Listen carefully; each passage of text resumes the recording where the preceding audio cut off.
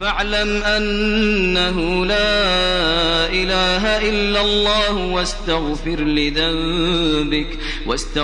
لذنبك وللمؤمنين والمؤمنات والله يعلم متقلبكم ومثواكم. السلام عليكم ورحمة الله وبركاته. بسم الله الرحمن الرحيم. الحمد لله رب العالمين، والصلاة والسلام على سيد الأنبياء والمرسلين نبينا محمد وعلى آله وصحبه أجمعين ومن تبعهم بإحسان إلى يوم الدين. کتاب الطہارہ بلوغ المرام کی حدیثوں کا سلسلہ جاری ہے. حدیث نمبر 21 عن انس بن مالك رضي الله عنه ان قدح النبي صلى الله عليه وسلم انكسر فاتخذ مكان الشعب سلسلة من فضة اخرجه البخاری. انس بن مالک رضی اللہ عنہ فرماتے ہیں کہ نبی کریم صلی اللہ علیہ وسلم کا ایک پیالہ تھا جو ٹوٹ گیا، اور نبی کریم صلی اللہ علیہ وسلم نے جو جگہ ٹوٹ گیا تھا اس جگہ پر آپ نے چاندی کی ایک چین آپ نے بنا لی. چاندی کی، یعنی ہو سکتا ہے کہ جو چیز ٹوٹی تھی وہ جو پکڑنے کی جو چیز ہوتی ہے وہ ٹوٹ گئی ہو، تو نبی کریم صلی اللہ علیہ وسلم نے اس کی جگہ چاندی کی چیز بنا لی. یہاں پر اس حدیث کو امام بخاری نے روایت کیا اور انس بن مالک رضی اللہ عنہ کا ذکر اس سے پہلے آ چکا ہے. اس سے پہلے کے حدیثوں میں یہ بات آئی تھی کہ چاندی اور سونے کے برتن کا استعمال جائز نہیں ہے. نبی کریم صلی اللہ علیہ وسلم سے صاف اس کے بارے میں حکم آ گیا، چاہے مردوں کے لیے چاہے عورتوں کے لیے. برتنوں کا استعمال یا گلاسوں کا کھانے پینے کے لیے چاندی کی چیزیں اور سونے کی چیزیں استعمال میں نہیں لا سکتے. لیکن یہاں اس حدیث سے معلوم ہوتا ہے کہ نبی کریم صلی اللہ علیہ وسلم نے کسی چیز کو، اگر برتن کا کوئی حصہ ٹوٹ گیا اور اس کو جوڑنے کے لیے، اس ٹوٹی ہوئی چیز کو بھرنے کے لیے، لگانے کے لیے آپ نے اگر چاندی اور سونے کی کوئی چیز استعمال کی ہے تو کوئی حرج نہیں ہے. جیسے بعض جگہوں میں ایک صحابی کی ناک کٹ گئی تو سونے سے انہوں نے ناک بنائی، اور اس طریقے سے چاندی یا سونے کے دانت بنانا، اس میں کوئی حرج نہیں ہے. یہاں پر ایک اور بات جو ہمیں معلوم ہوتی ہے، جس کی طرف شیخ علامہ ابن عثیمین رحمۃ اللہ علیہ اشارہ کرتے ہیں کہ نبی کریم صلی اللہ علیہ وسلم کا یہ عمل کہ برتن میں سے کوئی چیز ٹوٹ گئی اور اس کے بدلے میں بجائے اس کے کہ پھینک کر نیا برتن خرید لے، اگر اس برتن کی اصلاح ہو سکتی ہے کسی چیز کے ذریعے تو اس کو پھینکنا نہیں چاہیے.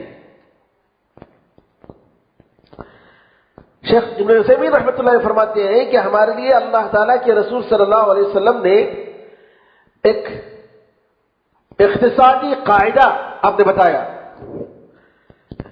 کہ کس طریقے سے ہم اپنے مالیات کے مسائل کو ہمیں حل کرنا چاہیے، اور کیسے ایک مسلمان حتی المقدور اسراف سے بچنا چاہیے،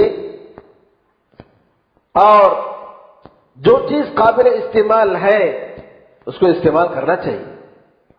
بعض لوگوں کی عادت ہوتی ہے، اور شیخ نے اس کی طرف اشارہ کیا کہ نئے ماڈل کے شوقین ہوتے ہیں.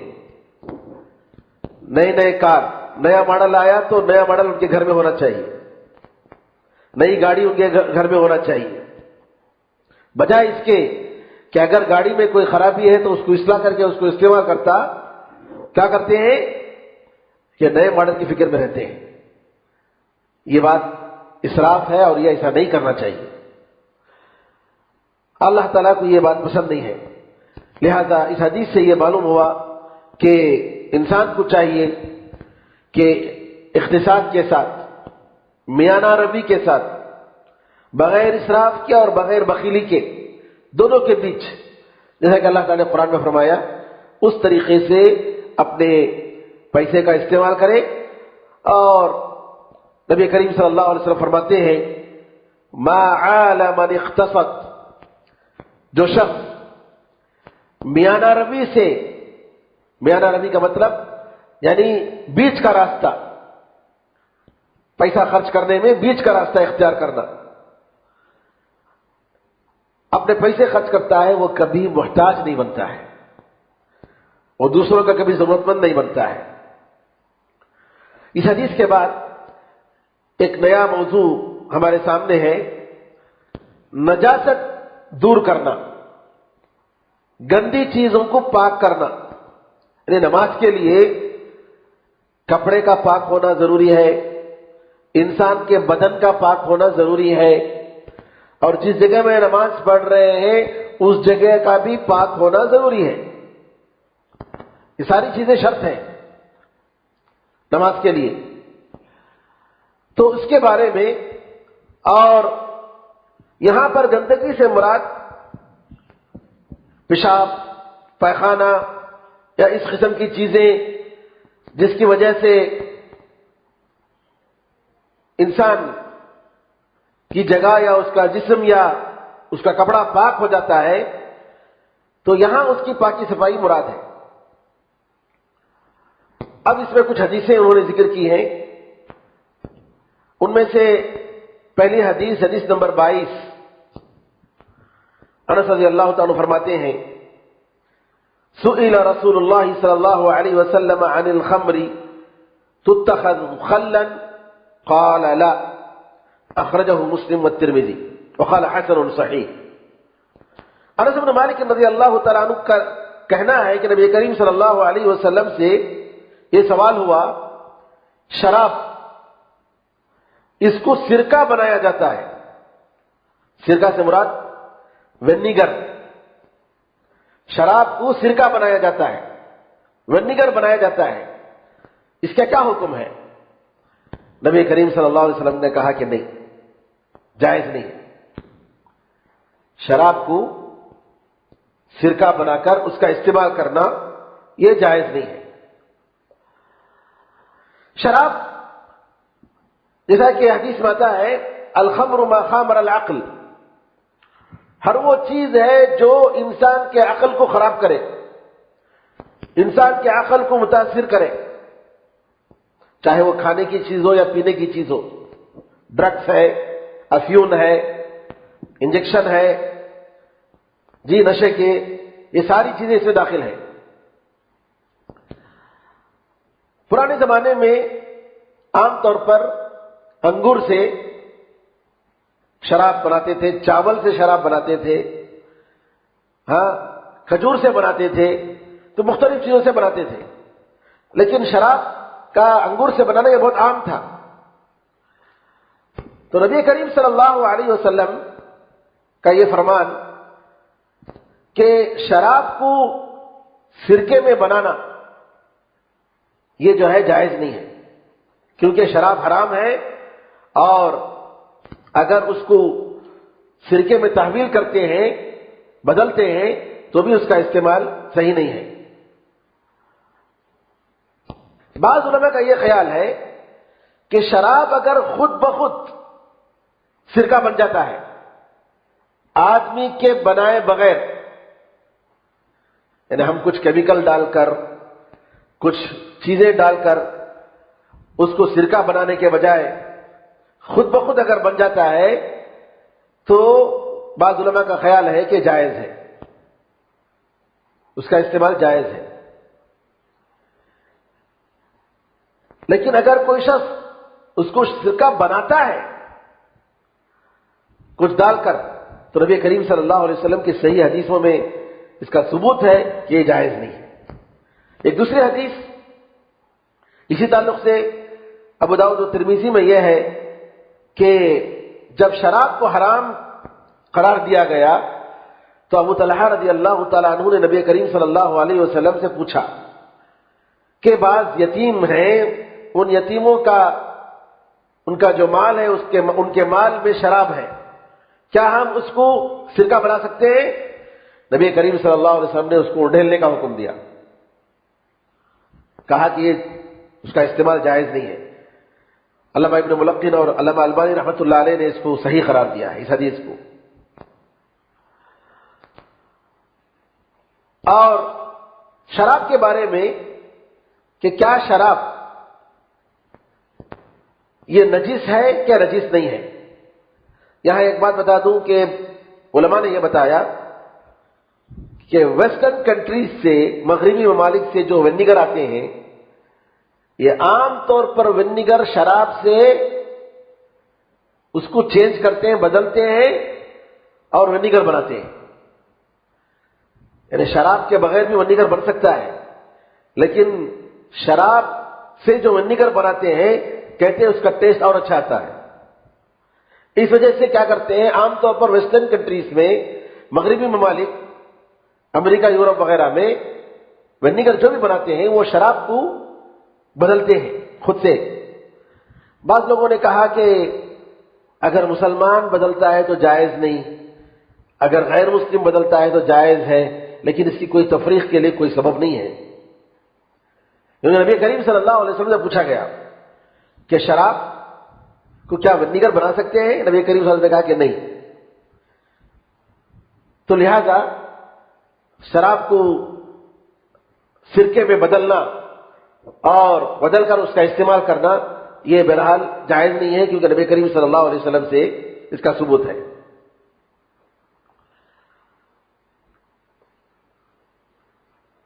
علامہ صنعانی رحمۃ اللہ علیہ جو سبل السلام کے شارح ہیں، ان کا یہ خیال ہے کہ اگر شراب خود بخود سرکہ بن جاتا ہے تو یہ حرام نہیں ہے، کیونکہ ان کا یہ کہنا ہے کہ جو بھی چیزیں ہیں، استعمال کی چیزیں، کھانے پینے کی چیزیں، اس میں اصل حکم یہ ہے کہ حلال ہے، حلال ہے جب تک کہ وہ حرام کے دائرے میں نہ آ جائے۔ اب یہ سرکہ اگر خود بخود وہ شراب اگر سرکہ بن جاتا ہے، ونیگر بن جاتا ہے، تو ان کا یہ خیال ہے کہ یہ جائز ہے اور اس کے استعمال میں کوئی فرق نہیں ہے۔ لیکن جیسا کہ میں نے کہا کہ احتیاط کا تقاضا یہ ہے کہ آدمی ایسی چیزوں کا استعمال نہ کرے۔ نبی کریم صلی اللہ علیہ وسلم نے جب اڈھیلنے کا حکم دے دیا، صحیح حدیثوں سے اس کا ثبوت ہے، اور اسی طریقے سے آپ نے جو ہے استعمال کرنے کی اجازت نہیں دی، تو لہذا اس میں کوئی شک نہیں کہ یہی زیادہ سیف اور بہتر ہے کہ شراب کی کوئی بھی بدلی ہوئی چیز کو ہم استعمال نہ کریں۔ یہاں ایک اور مسئلہ ہے کہ گندی چیز کو اگر کیمیکل ڈال کر بدلتے ہیں اور اس کو پاک کرتے ہیں تو اس کا کیا حکم ہے؟ مثال کے طور پر ڈرینیج کا پانی ہے، بعض کمپنیاں ہیں وہ پانی کے سلسلے میں خود کفیل ہیں۔ خود کفیل کا مطلب یہ ہے کہ ٹوٹل ڈرینیج کا سسٹم ان کے پاس، پانی فلٹر ہو کر باقاعدہ جو ہے جو پانی حمام میں جاتا ہے وہ پانی اس کو پاک کرتے ہیں کیمیکل ڈال کر، اور اس کو دوبارہ ری سائیکلنگ کر کے اس کو استعمال کرتے ہیں۔ اس کا کیا حکم ہے؟ امام ابو حنیفہ رحمۃ اللہ علیہ اور امام مالک اور امام احمد رحمۃ اللہ علیہ کی ایک روایت کے مطابق شیخ الاسلام ابن تیمیہ رحمۃ اللہ علیہ کا بھی یہی خیال ہے کہ اگر گندی چیز کی ماہیت بدل جائے، ٹوٹل بدل جائے، اور پانی کا جو مزہ ہونا چاہیے وہ مزہ اور بو اور رنگ باقی ہے، دوبارہ وہ آ جاتا ہے اس کی اصلی شکل میں، تو اس کا استعمال جائز ہے، کوئی حرج نہیں،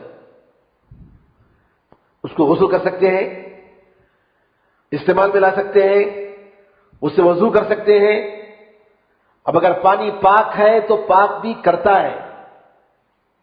الماء طاہر و مطہر، انسان کو پاک کرتا ہے، گندی چیزوں کو پاک کرتا ہے، تو لہذا ایسے پانی کے استعمال میں کوئی حرج نہیں۔ البتہ امام مالک اور امام شافعی اور امام احمد رحمۃ اللہ علیہ کا یہ قول ہے کہ یہ پاک نہیں ہے، کیونکہ نبی کریم صلی اللہ علیہ وسلم نے ایسا جانور یا ایسی مرغی جو گندی چیزیں کھاتی ہے، غلاظت، یعنی اس کا اکثر غذا جو ہے غلاظت، گندی چیزیں، تو ایسے جانور یا ایسی پرندے یا مرغوں کو کھانا جائز نہیں ہے۔ نبی کریم صلی اللہ علیہ وسلم نے منع کیا ہے، کیونکہ وہ نجاست کھا کر، گندی چیزیں کھا کر ہی یہ جانوروں کے بعد جانوروں کی عادت پڑ جاتی ہے۔ مطلب چاہے وہ بیل ہو یا بکرے ہو یا اونٹ ہو یا مرغی وغیرہ ہو، اگر ان کی عادت پڑ جائے گندی چیزیں کھانے کی تو گندی چیزیں ہی کھاتے ہیں۔ اس کو عربی میں جلالہ کہتے ہیں۔ تو نبی کریم صلی اللہ علیہ وسلم نے منع کیا۔ اس دلیل کو لے کر نبی کریم صلی اللہ علیہ وسلم نے ایسے جانور کھانے کو کھانے سے منع کیا، ذبح کر کے بھی کھانے سے منع کیا۔ لیکن شیخ الاسلام ابن تیمیہ رحمۃ اللہ علیہ کہتے ہیں کہ جب گندی چیز کو پاک کر دی گئی اور اس کا رنگ، اس کا مزہ اور اس کی بو اصلی شکل میں آ گئی تو جو ہے یہ پاک چیزوں میں داخل ہے، اور لہذا جو ہے اس کے استعمال میں کوئی حرج نہیں ہے۔ اور یہی جو ہے سعودی عرب کے جو فتویٰ کمیٹی ہے ان کا بھی یہی خیال ہے کہ جب چیز پاک ہو گئی اور اس میں گندگی کی کوئی نشانی، کوئی علامت نہیں ہے تو اس کے استعمال میں کوئی حرج نہیں، اور انسان کے جسم کے لیے اگر نقصان دہ نہ ہو اور انسان اس کو برا نہ سمجھے تو پینے کے لیے بھی استعمال کر سکتا ہے۔ پھر ایک یہاں دوسرا مسئلہ ہے کہ کیا پانی کے علاوہ کوئی دوسری چیز گندگی کو پاک کر سکتی ہے کہ نہیں پاک کر سکتی ہے، یا صرف پانی ہی پاک کرنے کے لیے ہے؟ یہاں اس مسئلے میں دو قول ہیں۔ امام ابو حنیفہ رحمۃ اللہ علیہ کا خیال یہ ہے کہ گندگی پانی کے علاوہ دوسری چیزوں سے بھی پاک ہوتی ہے۔ مثال کے طور پر نبی کریم صلی اللہ علیہ وسلم نے استنجا کے لیے 3 پتھروں کے استعمال کا حکم دیا۔ استنجا آدمی کر سکتا ہے، اس کی جگہ اس کا جسم پاک ہو گیا۔ اور اسی طریقے سے آج کل بہت ساری چیزیں ہیں، ٹیشو پیپر ہے۔ بعض جگہ آپ جائیں گے ہوٹلوں میں، 5 اسٹار ہوٹلوں میں، وہاں جو ہے فلش کے لیے پانی رہتا ہے جی، ٹوائلٹ میں فلش کرنے کے لیے پانی ہوتا ہے، آدمی کو دھونے کے لیے پانی نہیں ہوتا۔ اب وہ جو ہے ٹیشو پیپر استعمال کرنا پڑتا ہے۔ ایئرپورٹوں میں بھی ایسا ہوتا ہے، کئی ایئرپورٹ ہیں ایسے کہ وہاں جائیں گے تو پانی نہیں ہے، صرف ٹیشو پیپر رکھا ہوتا ہے، اور ویٹ ٹیشو بھی نہیں ہوتا ہے، اور اسی ٹیشو پیپر سے آپ جو ہے صاف کیجئے۔ تو بہرحال اگر پاک صاف ہو جاتا ہے تو علماء کا یہ فتویٰ ہے کہ اس میں کوئی حرج نہیں، ٹیشو سے بھی صاف کر سکتے ہیں، پاک کر سکتے ہیں۔ اگر ویٹ ٹیشو ہے تو الحمدللہ اس سے تو بالکل یعنی چیز پاک ہو جاتی ہے، جیسے کہ بچوں کے لیے پیپر وغیرہ کے لیے استعمال کرتے ہیں ویٹ ٹیشو۔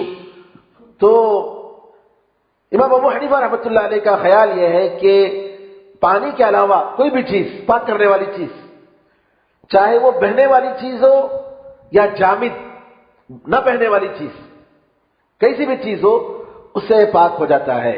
یہ امام حنیفہ رحمۃ اللہ علیہ کا خیال ہے۔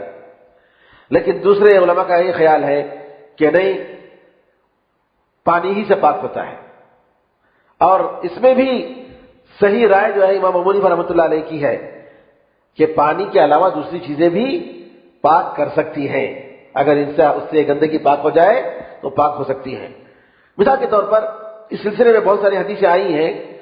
ابو داؤد رحمۃ اللہ علیہ نے روایت کی ابو ہریرہ رضی اللہ تعالیٰ عنہ سے کہ نبی کریم صلی اللہ علیہ وسلم نے فرمایا، تم میں سے کوئی اگر اپنی چپل سے گندگی کو روندے، یعنی چل رہا تھا، اس کے پیر کے نیچے گندگی آ گئی، تو نبی کریم صلی اللہ علیہ وسلم نے فرمایا کہ مٹی اس کے لیے پاک کرنے والی چیز ہے۔ ہم چل رہے ہیں زمین میں، پانی میں، بارش کے پانی میں جو ہے اب لوگ جو ہے باہر پیشاب بھی کرتے ہیں، کیا کیا ہوتا ہے نہیں معلوم، یا چپل چلتے ہوئے گندگی لگ گئی چپل میں، تو نبی کریم صلی اللہ علیہ وسلم کا یہ فرمان ہے کہ اس گندگی کے بعد جو پاک مٹی آئے گی وہ مٹی جو ہے اس کو پاک کر دیتی ہے۔ ہاں یہ کہ اگر گندگی کا شبہ ہو تو انسان کو چیک کر لینا چاہیے، جیسا کہ نبی کریم صلی اللہ علیہ وسلم ایک مرتبہ نماز پڑھ رہے تھے چپل کے ساتھ، کیونکہ نبی کریم صلی اللہ علیہ وسلم کے زمانے میں نہ کارپیٹ، نہ حسیر، نہ کچھ، نہ ایسی زمین تھی، جی ساتھی زمین، کنکر بچھے ہوئے تھے، مٹی پر کنکر بچھے ہوئے تھے، بس اتنا ہی۔ صحابہ چپل اور جوتے پہن کر آتے اور وضو کر کے نماز پڑھتے تھے اسی حالت میں۔ اور آج بھی اگر آپ مثال کے طور پر عیدگاہ میں یا راستے میں کہیں آپ کو نماز پڑھنے کی ضرورت پڑ گئی، روڈ پہ کھڑنے کی ضرورت پڑ گئی، صف وہاں تک چلا گیا، تو چپل میں نماز پڑھ سکتے ہیں، بشرطے کہ چپل میں گندگی نہ ہو۔ نبی کریم صلی اللہ علیہ وسلم نماز پڑھ رہے تھے تو نماز کی حالت میں آپ نے چپل پھینک دیا، تو صحابہ نے جب دیکھا کہ نبی کریم صلی اللہ علیہ وسلم نے چپل پھینک دیا تو صحابہ نے بھی اپنے چپل پھینک دیے۔ نماز سے فارغ ہوئے، نبی کریم صلی اللہ علیہ وسلم نے کہا کہ کیوں تم نے چپل پھینکا؟ تو کہا کہ ہم نے دیکھا کہ آپ نے چپل پھینک دیا تو ہم بھی پھینک دیے۔ صحابہ رضی اللہ عنہم اجمعین، یعنی نبی کریم صلی اللہ علیہ وسلم نے کوئی عمل کیا تو فوراً یہ نہیں پوچھتے کہ کیوں کیا، سوال ہی نہیں، آپ نے کیا بس۔ ہم لوگ 10 سوال کرتے ہیں، ایسا کیوں، ویسا کیوں، نہیں مجھے سمجھ میں نہیں آتا، نہیں مجھے قرآن کی آیت وہ ٹکرانے لگ والی معلوم ہوتی ہے۔ نبی کریم صلی اللہ علیہ وسلم سے حدیث ثابت ہو گئی، ختم، ہمارا کام ماننا ہے بس، جو صحیح حدیث ہے۔ اسی لیے علماء نے کہا کہ نبی کریم صلی اللہ علیہ وسلم سے اگر کوئی چیز ثابت ہو گئی وہ دلیل ہے، یہ دیکھنے کی ضرورت نہیں کہ کس نے عمل کیا ہے کہ کس نے عمل نہیں کیا ہے، یعنی اس حدیث کو منسوخ کرنے والی کوئی چیز نہیں ہے، یا کوئی حکم اس کو نکالنے والا، اس حکم سے دوسرا حکم لانے والا کوئی سبب نہیں ہے، تو اس کو ماننا چاہیے۔ 50 سوال کر کے لوگ کیا کرتے ہیں، نعوذ باللہ دین سے انحراف کر لیتے ہیں، منحرف ہو جاتے ہیں، اور یہ بڑے خطرے کی بات ہے۔ حدیث میں کوئی بات آ گئی سر آنکھوں پر۔ تو یہاں میں نے یہ بتایا کہ ابو ہریرہ رضی اللہ تعالیٰ عنہ کا یہ کہنا کہ نبی کریم صلی اللہ علیہ وسلم سے یہ روایت کہ چپل میں اگر کوئی اپنے چپل سے گندگی کو کھدیلتا ہے، رون دیتا ہے، تو اس کے بعد آنے والی مٹی، پاک مٹی، اس کو صاف کر دیتی ہے۔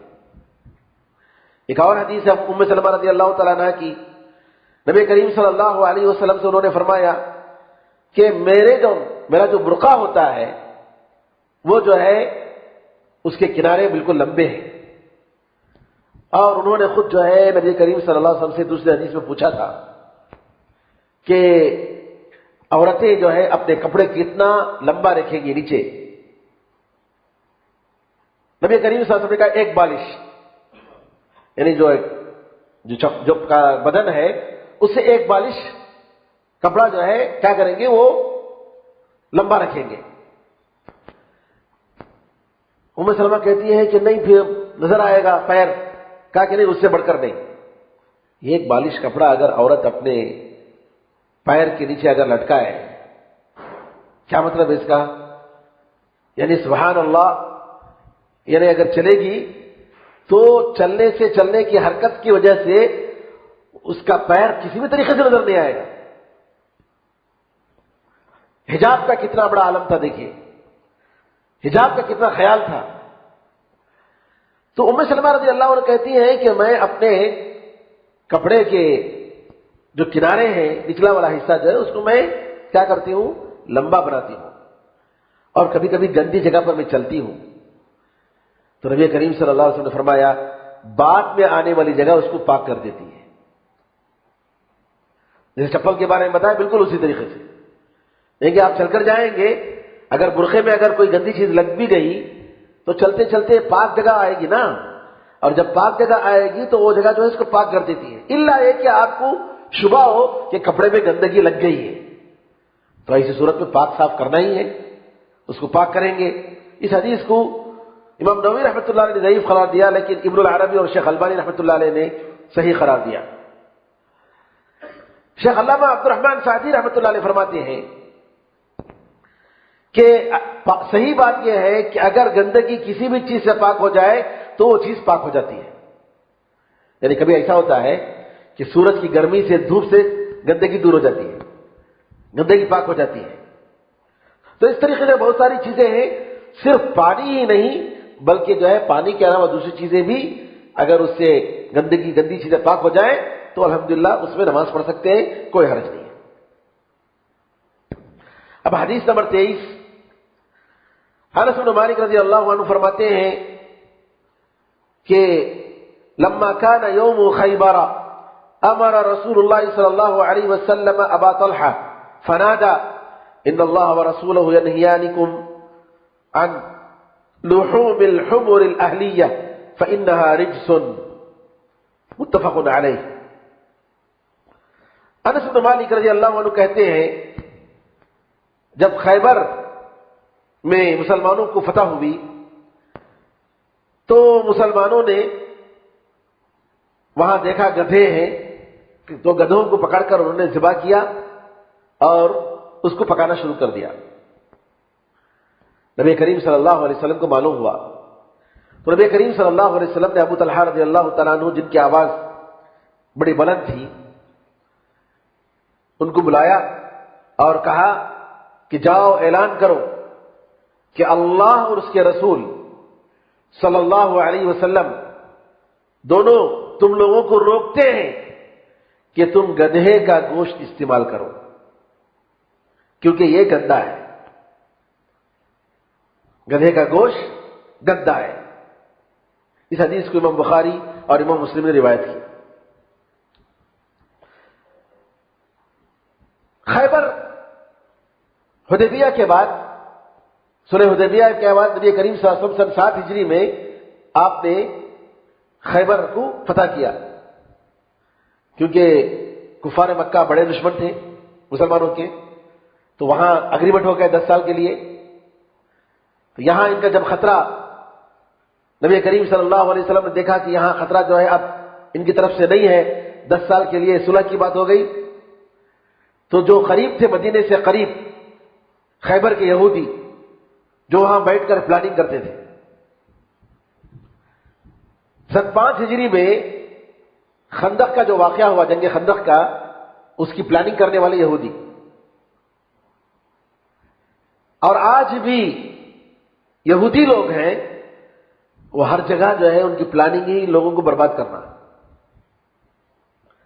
اپنے سوا کسی اور کے لیے وہ امن کی کبھی خواہش نہیں کریں گے, تمنا نہیں کریں گے, کیونکہ ان کا یہ ہے دعویٰ شعب اللہ المختار کہ اللہ تعالیٰ کا اللہ تعالیٰ کی پسندیدہ عوام, یعنی ہم لوگ, وہ قرآن میں اللہ نے فرمایا نحن ابناء اللہ واحباؤہ, یہودیوں نے کہا کہ ہم اللہ کے بیٹے ہیں اور اس کے پسندیدہ لوگ ہیں. ان کے پاس جو عنصریت ہے, تعصب اپنی ذات پر, اپنے یہودیوں پر, آپ دیکھیں گے کہ کوئی شخص یہودی نمبر 1 بن نہیں سکتا. اگر کوئی یہودی بننا چاہتا ہے تو یہودی نمبر 2 ہی بن سکتا ہے. مطلب اس کا یہ ہے کہ یعنی ان کے جو نسلی بنو اسرائیل ان کے خاندان سے جو آتے ہیں وہی ہیں یہودی. اور اگر کوئی یہودی بننا چاہتا ہے تو یہودی نمبر 2 ہوگا، اس کا وہ لیول نہیں ہے جو یہودی نمبر 1 کا لیول ہے خاندانی طور پر. جیسا کہ برہمنوں کے پاس جو عقیدہ ہے کہ یہ خدا کے سر سے پیدا ہوئے اور انہی کو صرف حکومت چلانے کا حق ہے، بالکل اسی طریقے سے. بلکہ بعض مورخین کا خیال ہے کہ یہودی، یہ جو برہمن ہے، یہ حقیقت میں یہودیوں کی نسل ہے، یہودیوں کی نسل ہے. ابراہیم علیہ السلام جی ان کی کچھ اولاد جب ہجرت کر کے آئے تو وہ لوگ آ کر یہاں ہندوستان میں بسے. تو کہتے ہیں کہ اگر آپ ان کا رنگ دیکھیں گے، ان کی تہذیب دیکھیں گے، ان کے عادات و اطوار دیکھیں گے تو برہمن جو ہیں یہاں کے وہ یہودیوں سے ملتے ہیں. بہرحال نبی کریم صلی اللہ علیہ وسلم 7 ہجری میں آپ نے حدیبیہ کے بعد یہودیوں پر حملہ کیا خیبر، کیونکہ ان لوگوں نے نبی کریم صلی اللہ علیہ وسلم کی تاریخ میں سب سے بڑی جنگ دشمنوں کی تعداد کے حساب سے خندق کی جنگ تھی. سب سے بڑی تعداد یہودی، مکہ کے قریش، بڑے بڑے قبیلے عرب کے سب جمع ہو گئے. نبی کریم صلی اللہ علیہ وسلم نے اسی لیے مشورہ کیا کریں، اتنے ساری یعنی عرب کے یعنی لوگ جتنے بھی قریب و قرب و جوار کے سب لوگ جو ہے آپ کے مخالف ہیں. سلمان فارسی رضی اللہ تعالیٰ عنہ نے مشورہ دیا کہ خندق کھودا جائے. خندق کھودا گیا اور اللہ تعالیٰ نے اس دشمنوں کی فوج میں اختلاف ڈال دیا. پھر چند دن تک بیٹھے رہے، اس کے بعد سب جو ہے الگ الگ چلے گئے. کہنے کا مطلب یہ ہے کہ خیبر کی جنگ میں نبی کریم صلی اللہ علیہ وسلم نے دیکھا کہ مسلمان گدھوں کو ذبح کر کے پکا رہے ہیں. تو نبی کریم صلی اللہ علیہ وسلم نے حکم دیا کہ اللہ اور اس کے رسول تمہیں حکم دیتے ہیں کہ گدھے کا گوشت تم استعمال مت کرو، روکتے ہیں گدھے کا گوشت استعمال کرنے سے کیونکہ یہ گندا ہے. نبی کریم صلی اللہ علیہ وسلم کا فرمان آتے ہی فوراً صحابہ نے جو گوشت پک رہا تھا ہنڈیوں میں اڈھیل دیا. یہ نہیں کہا رہے ذبح کر دیے، ہنڈی میں پک رہا ہے، تھوڑا 10 منٹ میں جو ہے پک جائے گا، اس کو کھا لیں گے، بعد میں دیکھیں گے اس کے بعد. نہیں، یہی صحابہ کی خوبی تھی. نبی کریم صلی اللہ علیہ وسلم سے کوئی چیز آ گئی فوراً. تو یہاں پر اس حدیث سے یہ معلوم ہوا کہ یہ جو گھریلو گدھا، اس کو گھریلو گدھا بولتے ہیں کیونکہ ایک اور عربی میں زیبرا جو ہے نا اس کو حمار وحشی کہتے ہیں، یہ حمار اہلی کہتے ہیں جس کو استعمال ہوتا ہے ڈومیسٹک اینیملس میں داخل ہے. لیکن جو زیبرا ہے اس کو عربی زبان میں حمار وحشی کہتے ہیں، یعنی وہ بھی گدھا ہے لیکن وہ جو ہے جنگلی ہے، وہ کھا سکتے ہیں، زیبرا شکار کر کے کھا سکتے ہیں، کوئی حرج نہیں، لیکن گدھا کھا نہیں سکتے. اس حدیث سے یہ معلوم ہوا کہ گدھے کا گوشت، اس کا خون، اس کا پیشاب اور اس کی گندگی، گوبر، یہ سب جو ہے نجیس ہے، جائز نہیں ہے. کیونکہ نبی کریم صلی اللہ علیہ وسلم نے فرمایا کہ یہ جو ہے گندا ہے، اور گندے کا مطلب رجس کا مطلب یہ کہ اس کا استعمال جائز نہیں ہے.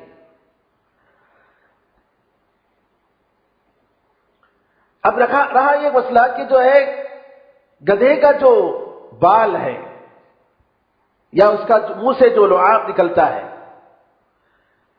جی، یا اس کا جو پسینہ ہے، اس کا کیا حکم ہے؟ کیوں؟ اس وجہ سے کہ لوگ استعمال کرتے ہیں، بیٹھتے ہیں، سواری کرتے ہیں اس پر، اور یہ چیزیں جو ہے عام طور پر مطلب گر جاتی ہیں.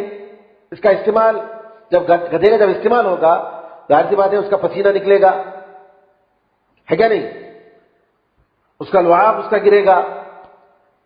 اسی طریقے سے جی اس کے چمڑے پر بیٹھتے ہیں، اوپر سوار ہوتے ہیں، تو اس کا کیا حکم ہے؟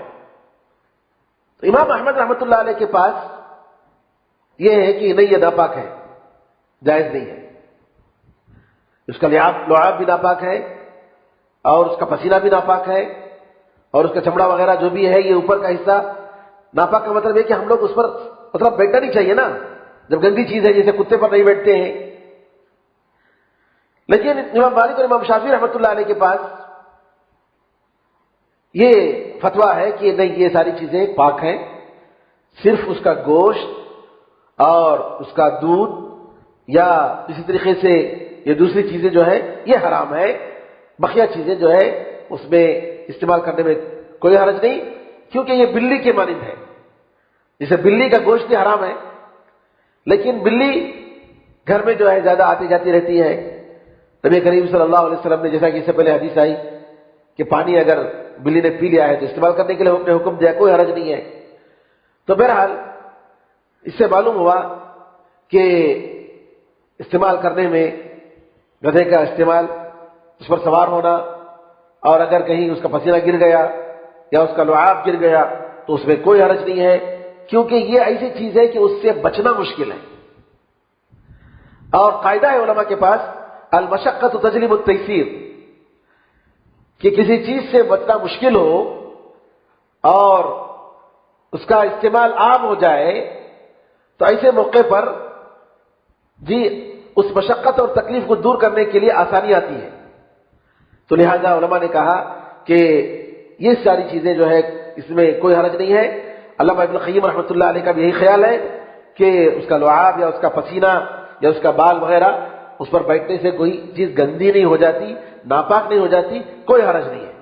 اور حدیث میں آیا ہے کہ نبی کریم صلی اللہ علیہ وسلم گدھوں پر سوار ہوتے تھے. حدیث نمبر 24، آخری حدیث ہے آج کے درس میں. عن عمرو بن خارجہ رضی اللہ عنہ قال خطبنا رسول اللہ صلی اللہ علیہ وسلم بمنى وهو على راحلته ولعابها يسيل على كتفي اخرجه احمد والترمذي وصححه. عمرو بن خارجہ رضی اللہ عنہ کہتے ہیں کہ نبی کریم صلی اللہ علیہ وسلم منی میں آپ نے ہمیں خطبہ دیا. منی میں، اچھا گزشتہ جو حدیث گزری اس حدیث میں یہ آیا ابو طلحہ رضی اللہ تعالیٰ عنہ کو نبی کریم صلی اللہ علیہ وسلم نے اعلان کرنے کے لیے کہا کیونکہ ان کی آواز اونچی تھی. علامہ ابن عثیمین رحمۃ اللہ علیہ فرماتے ہیں کہ اس حدیث سے یہ معلوم ہوا کہ اذان کو لوگوں تک پہنچانے کے لیے اگر اونچی جگہ کا استعمال کیا جائے، جیسا کہ بعد میں مینارے وغیرہ جو بنے گئے، میناروں کا اصل استعمال اونچی جگہ میں جا کر اذان دینے کے لیے. پرانے زمانے میں اندر سیڑھیاں ہوتی تھی یا باہر سیڑھی ہوتی تھی اور وہاں جا کر آدمی کیا کرتا تھا، اذان دیتا تھا، تاکہ بلند جگہ میں جا کر اونچی جگہ میں آواز دے گا تو اس کی آواز جو ہے پھیلے گی. تو علامہ ابن عثیمین رحمۃ اللہ علیہ نے کہا کہ بالکل اسی طریقے سے مائکروفون کا استعمال بھی جائز ہے، کیونکہ مقصد مائکروفون کا آواز کو پہنچانا ہے. کیونکہ نبی کریم صلی اللہ علیہ وسلم نے ابو طلحہ رضی اللہ عنہ کو اس لیے اعلان کرنے کا حکم دیا کیونکہ ان کی آواز اونچی تھی. عمرو بن خارجہ رضی اللہ تعالیٰ عنہ کی حدیث کہ نبی کریم صلی اللہ علیہ وسلم نے منی میں ہمیں خطبہ دیا جبکہ آپ اپنی اونٹنی پر سوار تھے، اور اونٹنی کا لعاب جو منہ سے نکلتا ہے، یہ لعاب جو ہے عمرو بن خارجہ کہتے ہیں کہ میں اونٹنی کو پکڑا ہوا تھا اور اس کا لعاب جو ہے میرے گردن پر بہہ رہا تھا، میرے گردن پر بہہ رہا تھا، میرے کاندھے پر بہہ رہا تھا. اس حدیث کے امام احمد اور امام ترمذی نے روایت کی اور اس کو صحیح قرار دیا. اس میں ایک راوی ہیں شہر بن حوشب، ان کے بارے میں اختلاف ہے، اگرچہ کہ امام بخاری نے کہا کہ ثقہ راوی ہیں، لیکن آپ کو معلوم ہے کہ نبی کریم صلی اللہ علیہ وسلم نے قبیلہ عرینا کے کچھ لوگوں کو اونٹ کے دودھ اور اونٹ کا پیشاب استعمال کرنے کا آپ نے حکم دیا. ان کے پیٹ میں کوئی شکایت تھی، اس بیماری کو دور کرنے کے لیے نبی کریم صلی اللہ علیہ وسلم نے عرینا کے لوگوں کو جو مدینہ آئے تھے اور مدینے کا موسم ان کے لیے سازگار نہیں ہوا، تو علاج کے طور پر نبی کریم صلی اللہ علیہ وسلم نے اونٹ کا دودھ اور اونٹ کا پیشاب استعمال کرنے کا حکم دیا علاج کے طور پر. علماء نے اس حدیث سے دلیل نکالا کہ جس جانور کو کھاتے ہیں، بکری، اونٹ اور اس طریقے سے گائے اور جو بھی چوپائے، ان کا جو ہے جیسا گوشت کھانا جائز ہے، اسی طریقے سے ان کا پیشاب بھی پاک ہے. ان کا پیشاب بھی پاک ہے. ضرورت کے لیے استعمال کرنے میں کوئی حرج نہیں، کیونکہ نبی کریم صلی اللہ علیہ وسلم نے علاج کے لیے استعمال کیا تھا. صحیح بخاری میں یہ حدیث موجود ہے.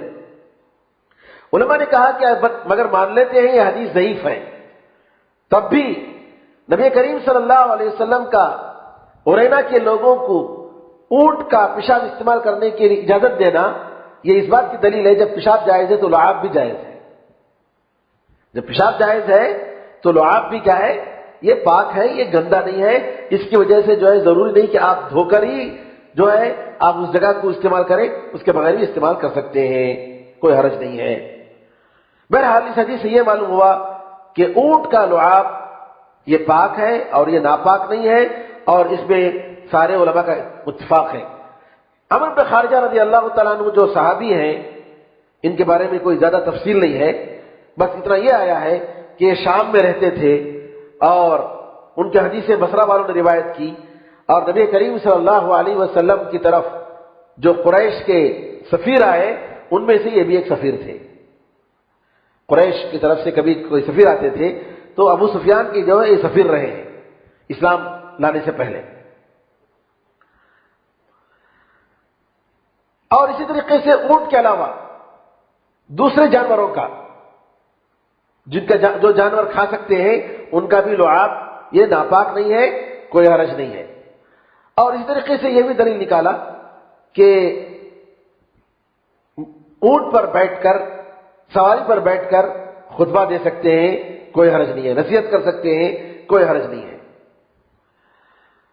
اور اگر کوئی شخص خطبہ دینے کے لیے یا اپنی ضرورت کے لیے کسی کو استعمال کرتا ہے، کوئی پیغام پہنچانے کے لیے، جیسا کہ ابو طلحہ رضی اللہ تعالیٰ کو استعمال کیا گیا، تو اس میں بھی کوئی حرج نہیں ہے، استعمال کر سکتے ہیں.